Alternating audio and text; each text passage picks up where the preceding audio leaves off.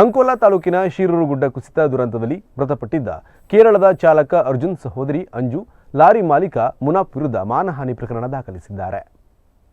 July 16ರಂದು Ankola ತಾಲೂಕಿನ ಶಿರೂರು ರಾಷ್ಟ್ರೀಯ ಹೆದ್ದಾರಿಯಲ್ಲಿ ಭೀಕರ ಗುಡ್ಡ ಕುಸಿತ ಸಂಭವಿಸಿತು. ಈ ದುರಂತದಲ್ಲಿ ಕೇರಳದ ಚಾಲಕ ಅರ್ಜುನ್ ಲಾರಿ ಸಮೇತ ಗಂಗಾವಳಿ ನದಿಯಲ್ಲಿ ಮುಳುಗಿ ಮೃತಪಟ್ಟಿದ್ದರು. 72 ದಿನಗಳ ಶೋಧ ಕಾರ್ಯಾಚರಣೆಯ ಬಳಿಕ ಗಂಗಾವಳಿ ನದಿಯಲ್ಲಿ ಅರ್ಜುನ್ ಮೃತದೇಹವನ್ನು ಪತ್ತೆ ಮಾಡಿ ಕುಟುಂಬದವರಿಗೆ ಹಸ್ತಾಂತರ ಮಾಡಲಾಗಿತ್ತು.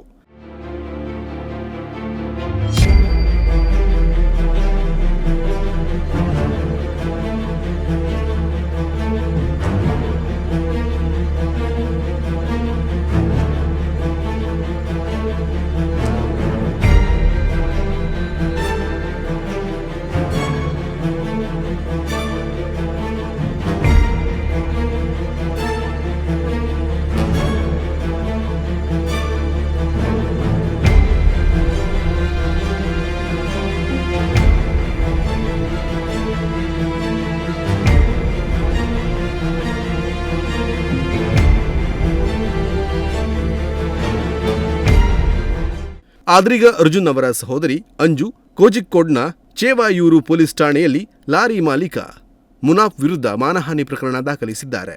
ಮುನಾಫ್ ತಮ್ಮ ಕುಟುಂಬದ ಭಾವನಾತ್ಮಕ ಪರಿಸ್ಥಿತಿಯನ್ನು ಬಂಡವಾಳವನ್ನಾಗಿಸಿಕೊಂಡು ಮೃತ ಸಹೋದರನ ಫೋಟೋ ಬಳಸಿ ಪ್ರಚಾರ ಪಡೆಯುತ್ತಿದ್ದಾರೆ. ಜೊತೆಗೆ ಹಣ ಸಂಗ್ರಹ ಮಾಡುತ್ತಿದ್ದಾರೆ. ಯೂಟ್ಯೂಬ್ ಚಾನೆಲ್ ಪ್ರಾರಂಭಿಸಿರುವ ಮುನಾಫ್ ನಮ್ಮ ಕುಟುಂಬದ ಹೆಸರಿಗೆ ಕಳಂಕ ತರುತ್ತಿದ್ದಾರೆ ಎಂದು ಅರ್ಜುನ್ ಸಹೋದರಿ ಅಂಜು ದೂರಿನಲ್ಲಿ ಆರೋಪಿಸಿದ್ದಾರೆ.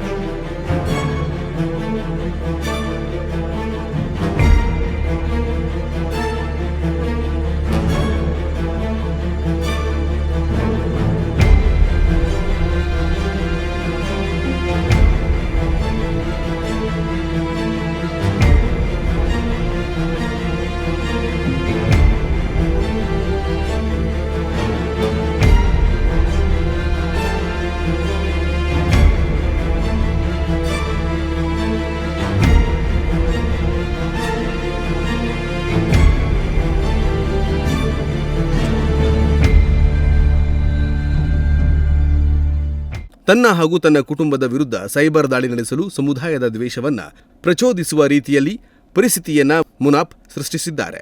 ಅವರು ತಮ್ಮನ್ನು ನಿರ್ಗತಿಕರು ಎಂದು ನಿರೂಪಿಸುತ್ತಿದ್ದಾರೆ. ಇದು ಕುಟುಂಬಸ್ಥರಿಗೆ ನೋವುಂಟು ಮಾಡಿದೆ ಎಂದು ಹೇಳಿಕೊಂಡಿದ್ದಾರೆ. ಹೀಗಾಗಿ ಮುನಾಫ್ ವಿರುದ್ಧ ಭಾರತೀಯ ನ್ಯಾಯ ಸಂಹಿತೆಯ ಸೆಕ್ಷನ್ 192ರ ಪ್ರಕಾರ ಗಲಭೆಗೆ ಕುಮ್ಮಕ್ಕು ಹಾಗೂ ಕೇರಳ ಪೊಲೀಸ್ ಕಾಯ್ದೆಯ ಸೆಕ್ಷನ್ 120 ಸಾರ್ವಜನಿಕ ಶಾಂತಿ ಭಂಗ ಮತ್ತು ಅಶಾಂತಿ ಉಂಟು ಮಾಡುವುದರಡಿ ಪ್ರಕರಣ ದಾಖಲಿಸಿಕೊಳ್ಳಲಾಗಿದೆ.